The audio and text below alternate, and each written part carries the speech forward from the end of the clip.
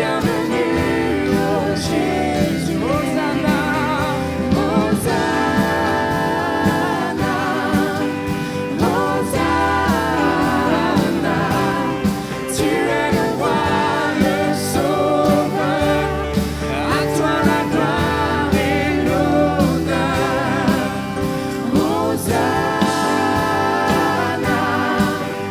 Hosanna. Nous t'accueillons parmi nous. Sois le bienvenu, oh Jésus. Nous t'accueillons parmi nous. Sois le bienvenu, oh Jésus.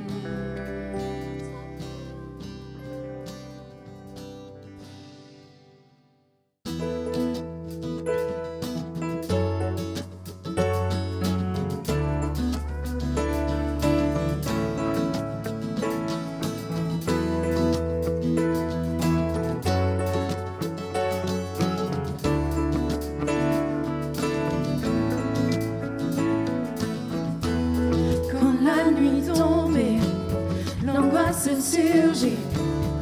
Sans fin tu m'appelles. Quand ma foi faiblit et l'espoir tarit, tu es mon appui. Lorsque je suis là découragé, Dieu, tu es tout pour moi. Désormais je veux persévérer, car tu es avec moi, et tu es avec moi. Ton amour m'environne, m'élève plus haut, résonnant mon âme tel un écho. Ton amour m'environne, m'élève plus haut, résonnant mon âme tel un écho, écho en mon âme. Oh, oh, oh, oh, oh, écho en mon âme. Oh, oh,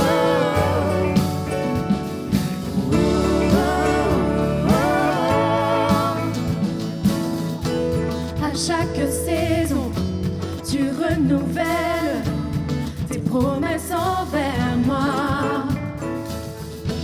Qui peut s'opposer à ta volonté? Qui peut t'arrêter? lorsque je suis là découragé, Dieu, tu es tout pour moi. Désormais je veux persévérer, car tu es avec moi, et tu es avec moi. Ton amour m'environne, m'élève plus haut, et résonnant mon âme tel un écho. Ton amour m'environne, m'élève plus haut, et résonnant mon âme tel un écho, écho en mon âme. Oh, oh, oh, oh, oh, écho en mon âme. Oh, oh, oh, lorsque je suis là découragé, Dieu, tu es tout pour moi. Désormais je veux persévérer, car tu es avec moi, car tu es avec moi. Ton amour m'environne, m'élève plus haut, et résonnant mon âme tel un écho. Ton amour m'environne, m'élève plus haut, et résonnant mon âme, oh, et résonnant mon âme. Ton amour m'environne, m'élève plus haut, et résonnant mon âme tel un écho. Ton amour m'environne, m'élève plus haut, et résonnant mon âme tel un écho, écho en mon âme. Oh, oh, oh, oh, oh, écho en mon âme. Oh, oh, oh, oh, oh.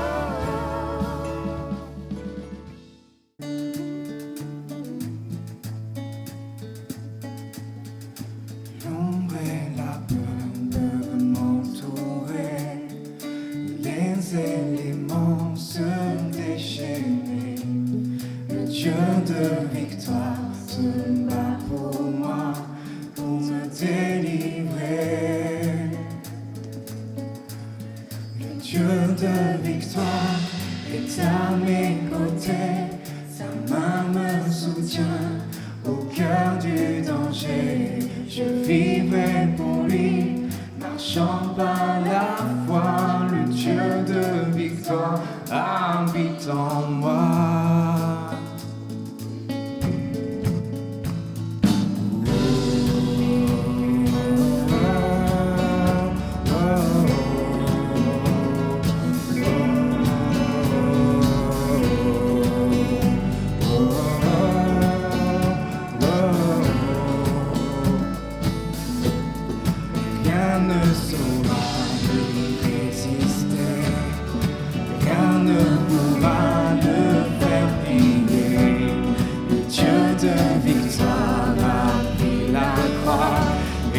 Terrassé,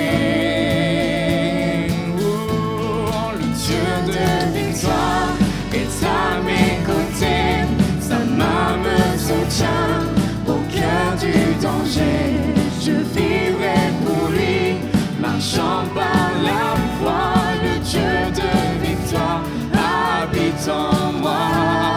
Le Dieu de victoire est à mes côtés, sa main me soutient au cœur du danger. Je vivrai pour lui, marchant par la foi. Le Dieu de victoire habite en moi.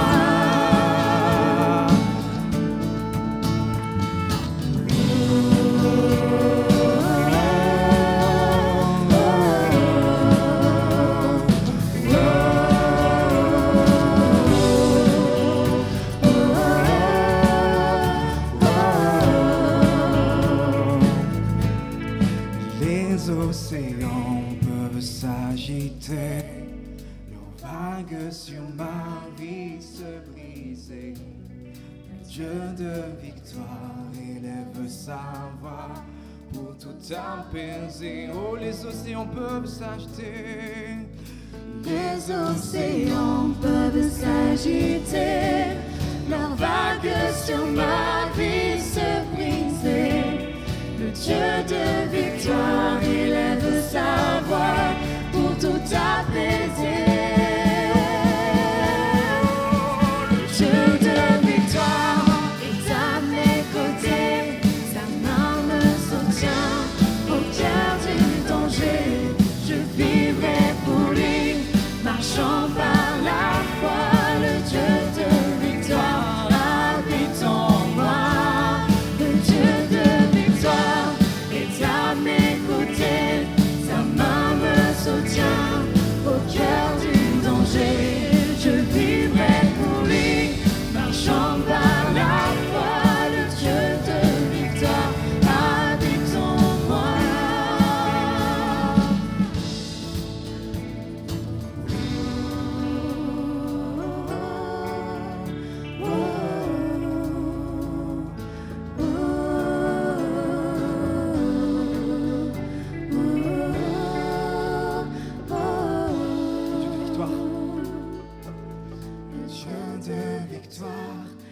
À mes côtés, sa main me soutient au cœur du danger. Je vivrai pour lui, marchant par la foi. Le Dieu de victoire habite en moi.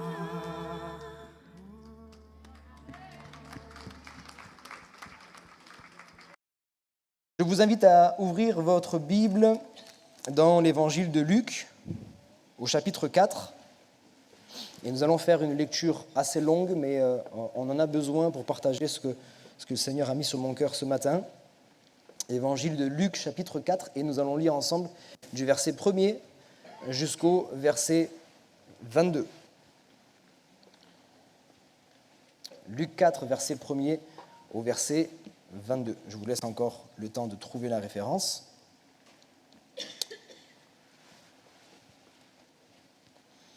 Nous lisons ensemble. Jésus, rempli du Saint-Esprit, revint du Jourdain et il fut conduit par l'Esprit dans le désert, où il fut tenté par le diable pendant 40 jours.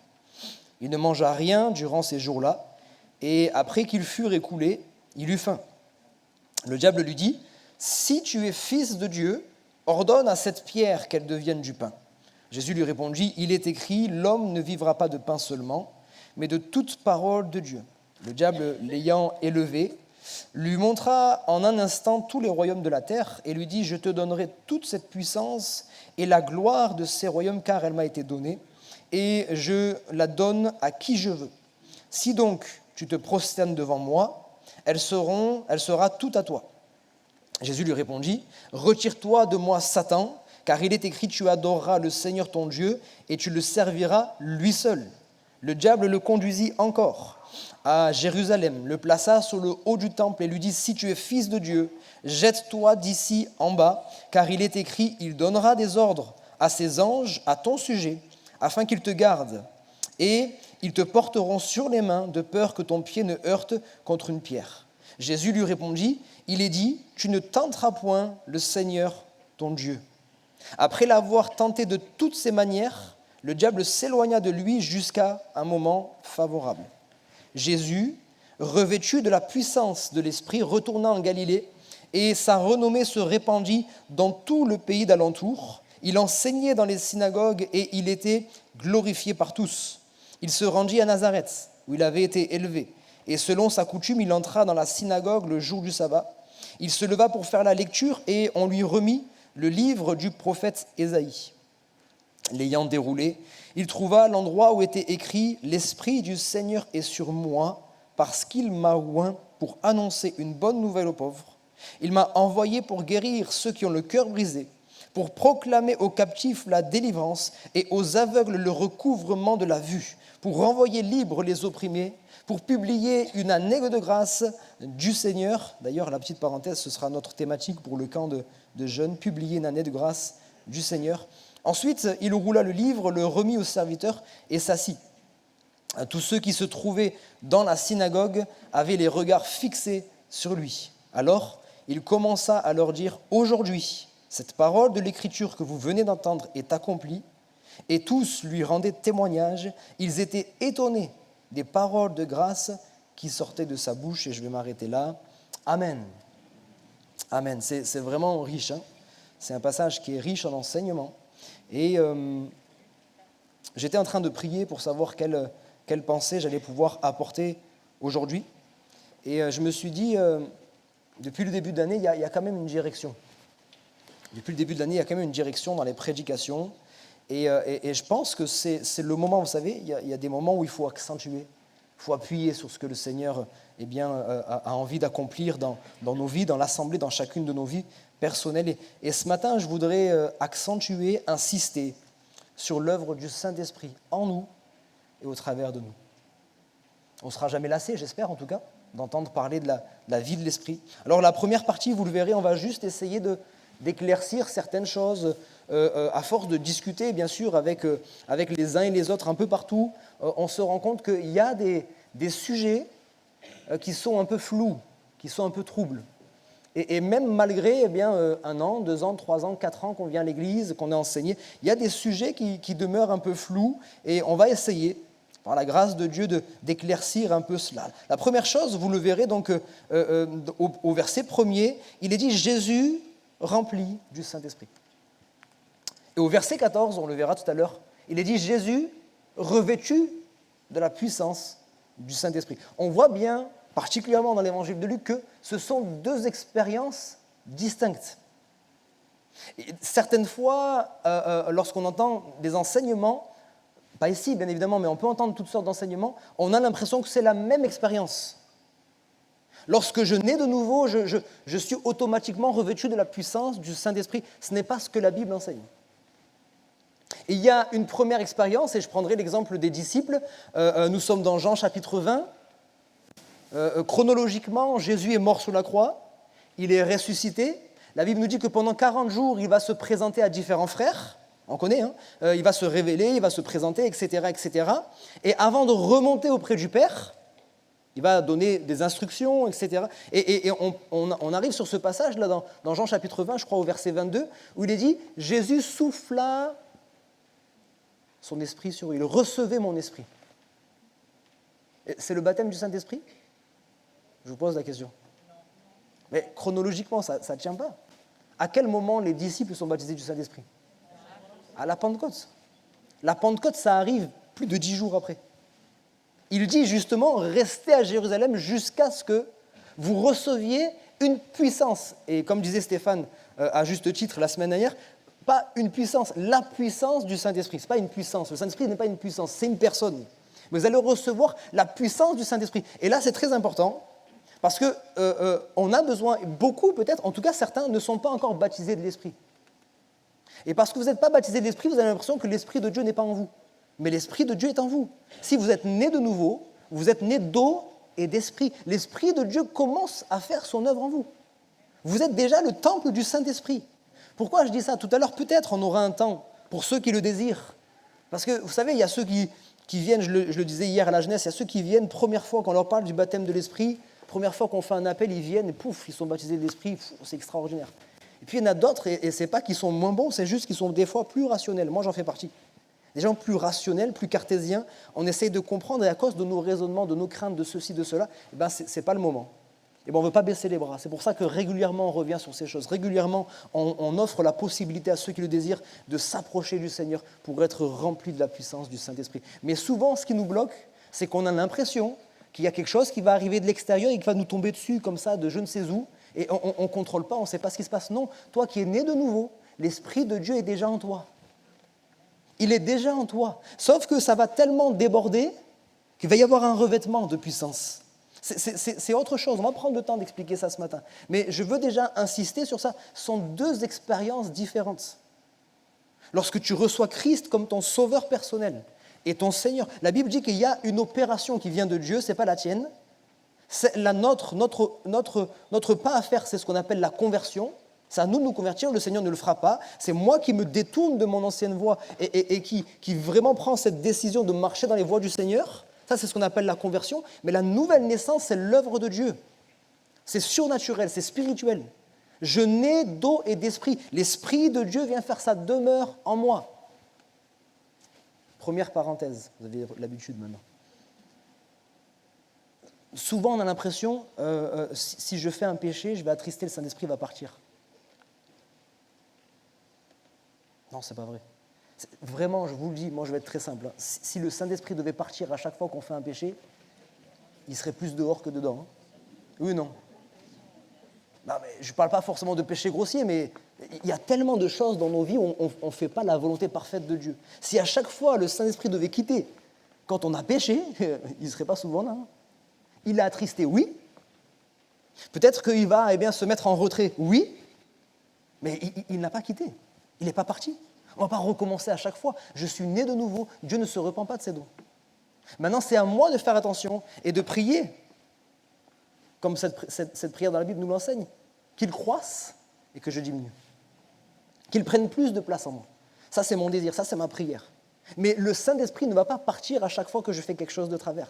Il va me reprendre. D'ailleurs, vous le savez, qu'il ne vous quitte pas, parce que c'est lui qui vous travaille un petit peu de l'intérieur, là, qui travaille votre conscience.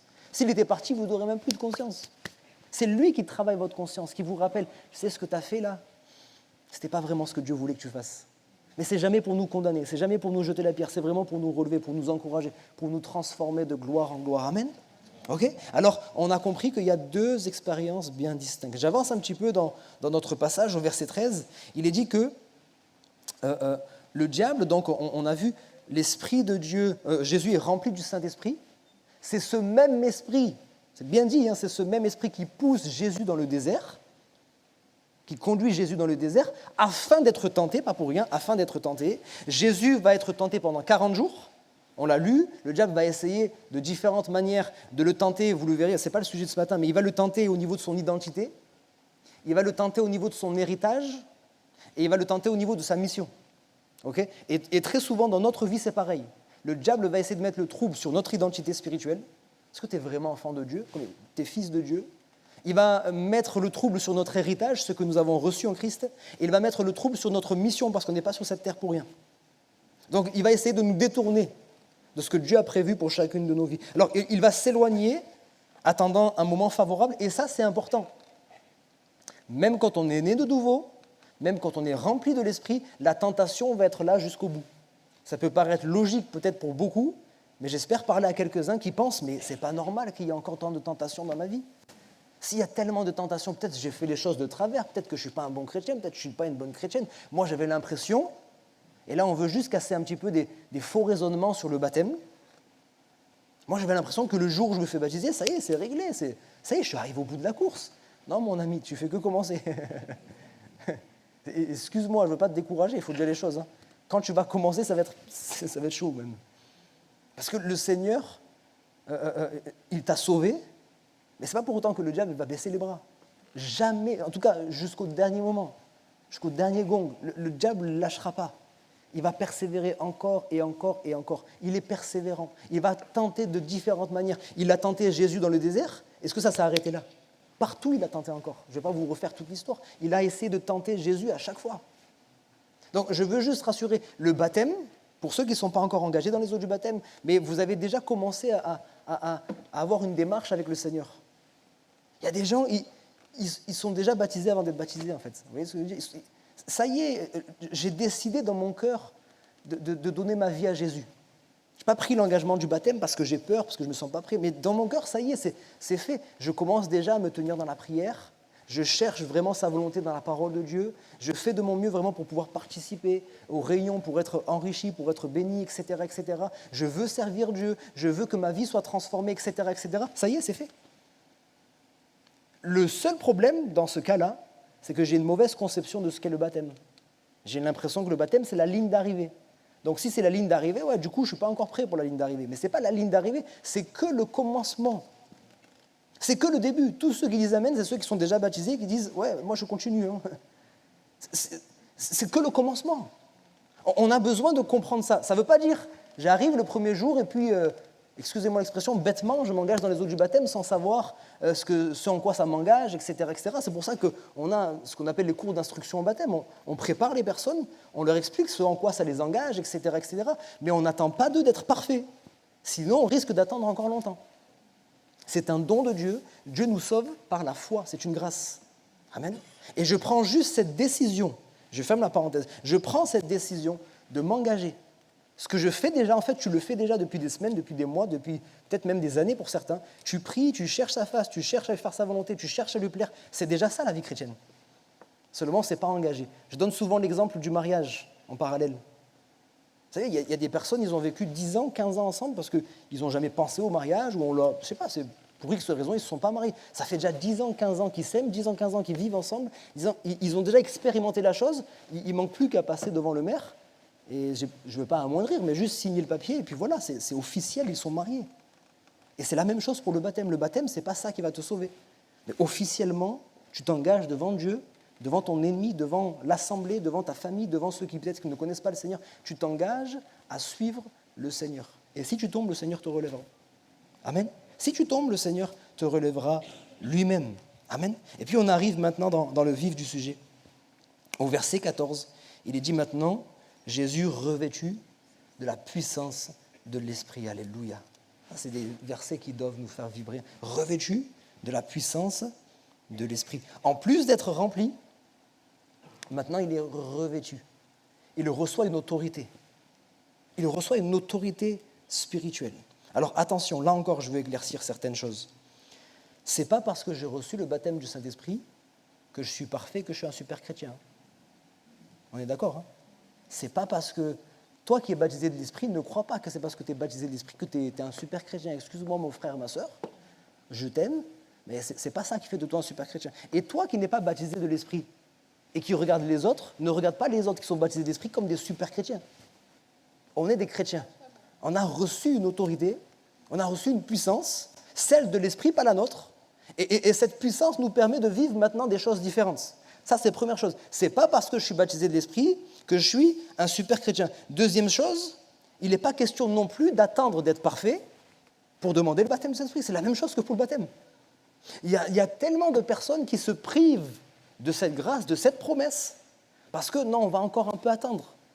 Je ne peux pas recevoir la puissance du Saint-Esprit alors que dans ma vie, il y a encore ceci, encore cela. Déjà, quand tu raisonnes comme ça, j'ai envie de dire, béni soit le Seigneur. Tu as le bon raisonnement. Et c'est ça que le Seigneur attend, en fait, finalement, de chacun d'entre nous. Il attend qu'on n'accepte pas la fatalité. Parce qu'effectivement, il y a ceux qui vont dire « Ouais, bon, je m'en fiche du péché, je vais quand même demander le baptême de l'Esprit. » C'est pas ça. Nous, c'est pas notre désir. Et votre désir, c'est pas ça. Votre désir, c'est vrai. J'accomplis pas encore parfaitement la volonté de Dieu. Mais mon cœur, le Seigneur, il le sait, mon cœur désire. Au plus profond de moi, je désire plaire à Dieu. Je désire lui être semblable. Et dans cette marche-là, le Seigneur va te bénir. Dans cette marche-là, le Seigneur va te délivrer, va te remplir de son esprit, va te baptiser de son esprit, etc., etc. Amen. Yes. Je parle un peu plus fort ou pour vous réveiller ou ça va? Vous êtes concentrés? Ok, ça va. Alléluia. Et ça, c'est la deuxième chose. Troisième chose que j'ai notée, et ça c'est important, je n'ai pas besoin d'être baptisé du Saint-Esprit pour être sauvé. Il y a des gens, la semaine dernière encore, je discutais avec une dame qui m'a dit, mais pendant des années, j'ai culpabilisé, pendant des années, j'ai souffert parce que j'étais persuadé que je n'étais pas sauvé. Parce que je ne parlais pas en langue, parce que je n'étais pas baptisé de l'Esprit. Le baptême du Saint-Esprit ne nous sauve pas du tout. Tu peux être sauvé sans être baptisé de l'Esprit. Ce n'est pas moi qui vais t'encourager à rester là comme ça, à dire, du coup, je ne cherche pas, mais tu peux être sauvé sans être baptisé de l'Esprit. Et voilà pourquoi je veux insister ce matin, sur pourquoi je cherche à être baptisé de l'Esprit. Et pourquoi je suis baptisé de l'Esprit? Parce que ça n'a rien à voir avec le salut. La première œuvre qui est intérieure, c'est pour ma vie, c'est pour mon salut à moi. Mais l'œuvre du baptême de l'Esprit, c'est plus pour moi. Ce n'est pas pour moi que je suis baptisé de l'Esprit. C'est vrai que ça va m'aider, quand je parle en langue, je m'édifie moi-même, ça va m'aider à recevoir une autorité, etc., etc. Mais ce n'est pas pour moi à la base. Le Seigneur a dit, restez à Jérusalem, vous recevrez une puissance, le Saint-Esprit survenant sur vous, et quoi? Vous resterez dans vos églises Non, et vous serez mes témoins. C'est ça l'objectif. Alléluia, c'est ça l'objectif. Je suis baptisé du Saint-Esprit pour devenir un témoin. Je peux être un témoin sans être baptisé de l'Esprit. Il y a des hommes dans l'histoire des réveils, il y a des hommes qui, vous savez, pendant une période, on a perdu ça en fait. Pendant une période de l'histoire, on a perdu la vie de l'Esprit, les baptêmes de l'Esprit, etc. On n'y croyait plus, on s'était dit, c'était pour l'Église primitive. Mais il y a des hommes de cette période-là qui n'étaient pas baptisés d'Esprit. Quand ils prêchaient, des foules venaient à Christ. Quand ils priaient pour les malades, il y avait des milliers de personnes qui étaient guéries, etc., etc. Seulement, lorsqu'on n'a pas la puissance du Saint-Esprit, voyez, regardez, un jour, une jeune est venue me voir. Elle m'a posé une colle. Elle m'a dit, elle réfléchissait, pourquoi baptême du Saint-Esprit, etc. Elle me dit, bon, là, clairement, j'ai mon fils qui est malade. C'était le cas, son fils était malade. Tu pries pour lui et je prie pour lui. Dans les deux cas, il va être guéri. Je dis, oui, tu as raison. Elle me dit, du coup, ça sert à quoi que je sois baptisé de l'Esprit? Bon, ça m'a d'abord posé une colle pendant quelques minutes, j'ai réfléchi. Et puis j'ai dit, dans la pratique, tu vas voir ce qui se passe. Toi, quand tu pries, et ce n'est pas une critique, c'est juste un fait. Quand tu pries et que tu n'es pas baptisé de l'Esprit, comment tu vas faire? Père éternel, je te prie dans le nom de ton Fils Jésus, guéris mon enfant. Et à cause de cette prière de foi, l'enfant va être guéri, oui ou non? Il va être guéri. Donc c'est ta prière de foi, tu vas t'adresser au Père pour que dans le nom de Jésus, cet enfant soit guéri. Mais la personne, si Dieu veut le guérir, parce que ce n'est pas la prière qui est au-dessus de la souveraineté de Dieu, on est d'accord? Maintenant, celui qui est revêtu de la puissance du Saint-Esprit, lui, il a une autorité spirituelle, comme Pierre et Jean. Ce que j'ai, je te le donne. Mais t'as quoi, Pierre?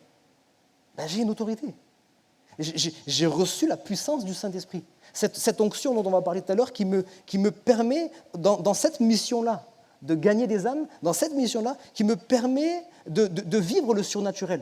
Donc tu peux imposer les mains, encore une fois, si c'est la volonté de Dieu, parce que ce n'est pas parce que tu es baptisé de l'Esprit et que peut-être tu as pu peut-être guérir plusieurs malades quand tu as prié pour les... Ce n'est pas pour autant que tous les malades seront guéris. Ça, c'est important. Jésus n'a pas guéri tous les malades. Ok?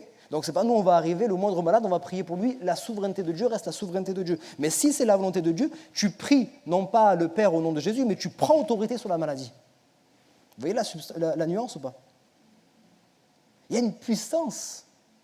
Il y a une puissance, il y a une autorité. Est-ce que vous comprenez ce que je vous dis? Sinon, je prends le temps. Je ne veux pas troubler vos esprits. Le but, c'est d'éclaircir, pas de troubler. Il y a une puissance lorsque nous sommes revêtus du Saint-Esprit. Il y a une puissance, ok? Alors, j'avance un petit peu parce que je ne veux pas être trop long ce matin. Le verset 14 nous dit « Sa renommée se répandait dans les alentours ». Lorsqu'il a été... En fait, Jésus était Jésus depuis le début. Ok, Jésus était fils de Dieu depuis sa naissance. On est d'accord pour ça. Et à un moment donné, même à 12 ans, il est au temple. Et la Bible nous dit qu'avec grands rabbins, les scribes, etc., les pharisiens, il parle avec eux et eux, ils sont étonnés de sa sagesse à 12 ans. Donc déjà là, il est fils de Dieu, il est la parole incarnée, etc., etc. Mais pendant tout ce temps, jusqu'au baptême de l'Esprit, quand il arrive dans un endroit, les démons ne commencent pas à trembler. Quand il arrive dans un endroit, les gens ne viennent pas le chercher pour qu'il y ait des guérisons, etc., etc. Pourtant, il est Jésus. Mais lui-même a été revêtu, c'est la Bible qui nous dit, de la puissance de l'Esprit. À partir de ce moment-là, tout a commencé à changer. Sa renommée a commencé à se répandre. Quand je dis ça doit t'arriver à toi, c'est pas que quand tu es baptisé de l'Esprit, ta renommée doit se répandre. Ta renommée ne doit pas se répandre. On s'en fiche de comment tu t'appelles et de si tu guéris les malades ou pas. Ce qu'on veut entendre, c'est il y a une personne, où il y a un lieu, il y a une église, il y a un endroit où les gens prient dans le nom de Jésus-Christ. Et quand ils prient dans le nom de Jésus-Christ, les malades sont guéris. Les gens qui viennent tourmentés par des démons sont libérés à l'instant. Il y a des miracles qui se passent, il y a des vies qui sont transformées, etc., etc. Mais les gens doivent retenir Jésus. Quand je suis baptisé du Saint-Esprit, c'est la renommée de Jésus qui doit se répandre. Pas la renommée d'une église, pas la renommée d'un homme ou d'une femme, d'un pasteur ou d'une sœur de l'église. C'est la renommée de Jésus qui doit se répandre. Si quand on a fini de prier pour une personne, la personne elle retient notre prénom plutôt que celui de Jésus, on a quand même loupé quelque chose. Béni soit Dieu pour la guérison qu'elle a reçue, ou pour le miracle, etc., mais on a quand même loupé quelque chose. Parce que quand elle va rentrer chez elle, notre prénom ne va rien changer dans sa vie. C'est le nom de Jésus qui peut aller plus loin que la guérison qu'elle a reçue. C'est le nom de Jésus qui nous sauve, amen. Et quand on est revêtu de la puissance du Saint-Esprit, la Bible dit dans Jean chapitre 16, verset 14, concernant l'Esprit, justement, quand il viendra, il me glorifiera. Donc quand il vient dans ta vie, son but, c'est de glorifier Jésus. Tu ne devrais pas être baptisé du Saint-Esprit et que ta vie ne glorifie pas Jésus. Et encore une fois, je ne le dis pas sous forme de reproche. Je dis ça pour nous encourager les uns les autres. Je suis baptisé de l'Esprit, amen. Et qu'est-ce qui s'est passé depuis ? Excusez-moi de... J'ai été baptisé de l'Esprit en l'an... Et depuis, qu'est-ce qui s'est passé ? J'espère et je crois, vous allez me répondre, dans ma vie, il y a eu ci, amen, merci Seigneur, béni soit Dieu. Si dans ta vie, il s'est passé des choses, mais ce n'est pas le but. En tout cas, ce n'est pas le but premier. Tu as été revêtu de la puissance du Saint-Esprit pour être un témoin, pour que le nom de Jésus puisse se répandre à Nîmes, dans les alentours, dans les villages alentours, dans ta famille, dans ton quartier, dans ton lieu de travail, dans ta faculté, etc., etc. Le nom de Jésus doit être glorifié au travers de ta vie. Voilà pourquoi il y a ces deux œuvres. L'œuvre du Saint-Esprit intérieur, ça c'est pour nous, parce qu'avant de parler, il faut vivre, c'est mieux. Parce que les gens, vous savez, nous les chrétiens, les gens nous attendent. Les gens, ils nous attendent au tournant. Ils nous écoutent parler, ils nous écoutent témoigner. Mais dans le moment difficile, ils disent, vas-y maintenant, montre-moi. Ça fait des mois que tu me rabâches ta paix là en Jésus. Maintenant qu'il arrive telle et telle chose, montre-moi ta paix. C'est facile, jusqu'à maintenant, tu as parlé de la paix, mais là maintenant, montre-moi. Ça fait des mois que tu me parles de l'amour. Maintenant qu'il y a un conflit dans le travail et que ça te vise, toi, montre-moi si tu as de l'amour. Pour celui qui est en train de te calomnier dans l'entreprise. Montre-moi. Toi qui me parles de la foi, etc. Je me rends compte que dans ta famille, maintenant, il y a la maladie. Montre-moi si tu as la foi. Les gens nous attendent. Hein. Ce n'est pas juste qu'ils nous écoutent parler. Je crois qu'ils nous écoutent parler. Même s'ils nous laissent montrer que, voilà, peut-être ça ne les intéresse pas. Ils nous entendent. Mais après, quand vient l'épreuve, ils nous regardent. Et c'est ça, c'est le moment là. Dans ce moment-là, quand on met en application ce qu'on leur a prêché, en tout cas témoigné pendant des semaines, des mois et des années, là maintenant ils disent ce que tu as dit, c'est la vérité. Parce qu'on a tellement entendu de discours dans ce monde, des beaux discours, c'est bien, la politique, le ceci, le cela, mais ça ne suit pas derrière, les actes ne suivent pas. Maintenant, aujourd'hui, quand vous dites des choses et que vous vivez des choses, les gens, ils vous écoutent, ils sont concentrés. Amen. Que le nom de Jésus puisse être glorifié au travers de ta vie. J'avance, il y a quelques points que je vais passer pour qu'on puisse avancer un petit peu. Juste une petite parenthèse, la Bible dit qu'il enseignait. Parce qu'on veut chercher la puissance, c'est bien, cherchons la puissance, mais il faut chercher aussi l'enseignement. J'ouvre une parenthèse, ça a été un peu une mode hein, pendant un temps. On voyait des gens sortir dans les rues et prier pour les malades dans la rue. Vous avez vu ça un petit peu, ceux qui sont un peu sur... Les gens sortaient comme ça, vous avez mal quelque part, oui, j'ai mal au genou, ok, je vais prier pour vous. Donc effectivement, ils priaient dans le nom de Jésus. Ils priaient, la personne était guérie, ok, que Dieu te bénisse, au revoir. C'est pas ce que la Bible nous enseigne de faire. Ça part d'un bon sentiment, c'est bien, la personne a été guérie, c'est bien, on n'est pas contre ça. Mais est-ce que Jésus est venu pour guérir les malades? Dans son ministère, il a guéri les malades, mais Jésus n'est pas venu pour guérir les malades. Il n'a pas quitté son ciel de gloire pour guérir les malades. Il y a ce qui est prioritaire, il y a la mission prioritaire, et ça, il ne faut pas qu'on se trompe, bien-aimés frères et sœurs. Il y a la mission prioritaire, et il y a ce que le Seigneur fait en plus de cela. Il est venu, il a fait du bien, il a guéri les malades, etc. Mais ce n'était pas sa mission. Sa mission, c'était de mourir pour sauver les âmes qui étaient perdues. Donc si je viens, je guéris un malade au nom de Jésus, mais que je ne lui prêche pas le message de l'Évangile pour lui dire « mais ça, c'est rien, ton genou, c'est rien, parce que même si tu souffres de ton genou jusqu'à la fin de ta vie, après aussi, si tu as choisi Jésus, tu n'auras plus de problème. Il n'y aura plus de rhumatisme, d'arthrose, de migraine, il n'y aura plus rien de tout ça. Donc le plus important, c'est que tu donnes ton cœur à Jésus, et en plus de ça, le Seigneur peut te guérir. Mais d'abord, le message de l'Évangile. Et puis on a vu, ça a été une mode, on prie, et puis c'était plus pour montrer. Ça me permet de faire le lien avec ce que je vais dire maintenant. Le plus important, c'est ta motivation. Quelles sont tes motivations quand tu recherches le baptême du Saint-Esprit? Quelles sont tes motivations pour toi qui es baptisé de l'Esprit quand tu recherches à exercer les dons spirituels? C'est quoi tes motivations? Et franchement, si tu sondes et que tu es sincère, tu vas dire la même chose que moi. Il y a quand même, sinon c'est que moi je suis mauvais, vous êtes bon, j'accepterai, il n'y a pas de souci. Il y a quand même toujours, quelque part, une part de charnel. Peut-être c'est que moi, il n'y a pas de souci. Il y a toujours, bien-aimé. Parce que ce sont des choses qu'on ne vit plus comme autrefois dans les temps des réveils. Quand il y a des guérisons de partout, quand il y a des délivrances de partout, tu ne vas même pas sortir du lot. C'est la norme, c'est devenu une norme, ok? Maintenant, quand autour de toi, tu ne vois plus de guérison. Et puis au début, quand tu cherches, bien sûr, ton cœur est pur. Je souffre de voir ces personnes qui sont malades, etc. Je ne peux pas rester indifférent, je ne peux pas rester là impuissant face à ça. Donc je cherche vraiment ces choses-là. Et puis il y a une première personne qui est guérie, puis une deuxième personne qui est guérie, puis une troisième personne. Ou alors tu commences à donner des paroles de connaissance, et c'est pile poil. Et des révélations extraordinaires. Mais au bout d'un moment, le diable, il va venir. Hein. Il va dire, sœur Intel, quand même, hein. Regarde autour de toi, il n'y en a pas beaucoup qui donnent des paroles de connaissance comme ça. Frère, regarde autour de toi, il n'y en a pas beaucoup qui guérissent les malades comme toi. Et ça, c'est juste normal. Qu'il y ait la tentation, c'est normal. Maintenant, notre rôle à nous, c'est de résister à ça. De dire, c'est pas pour ça que j'ai commencé à chercher, et c'est pas pour ça que je vais continuer à chercher. Je m'en fiche de ma renommée. Mon but, c'est que les âmes qui sont liées, elles soient délivrées. Mon but, c'est que les âmes qui sont malades puissent être guéries, etc., etc. C'est ça mon but, que le nom de Jésus soit élevé au-dessus de tout. Au-dessus des charlatans de notre ville, au-dessus des guérisseurs, des rebouteurs, des ceci, de cela. Le nom de Jésus doit être élevé au-dessus de toutes ces personnes-là, au-dessus de tout démon, au-dessus de toute maladie. Amen. C'est le nom de Jésus. Tout à l'heure, on priait, on chantait. Je vais réussir à terminer, je vais réussir. Tout à l'heure, on chantait, et quand on chantait, on disait maintenant, Seigneur, souffle sur notre pays, envahis nos villages, etc., etc. Maintenant, Seigneur. Vous savez que j'étais en train de réfléchir, j'ai dit, si le Seigneur pouvait nous parler là d'une manière audible, ce serait extraordinaire. Il dirait, pourquoi vous me demandez encore, là, c'est ce que je vous ai dit la dernière fois. Touche les cœurs, etc., etc. Comment je vais les toucher, les cœurs? Par mon esprit, oui, mais par quel moyen? Les villages, vos villages, comment je vais les atteindre? Vous croyez que c'est comme ça, juste une nuit, souffle de l'esprit, les gens ils se réveillent, ils viennent à l'église comme ça? Dieu peut tout faire, on est d'accord pour ça. Hein? Non, mais il faut dire les choses comme elles sont. Dieu peut tout faire. C'est pas parce que Dieu peut tout faire quand même, Dieu il a quand même une manière d'opérer.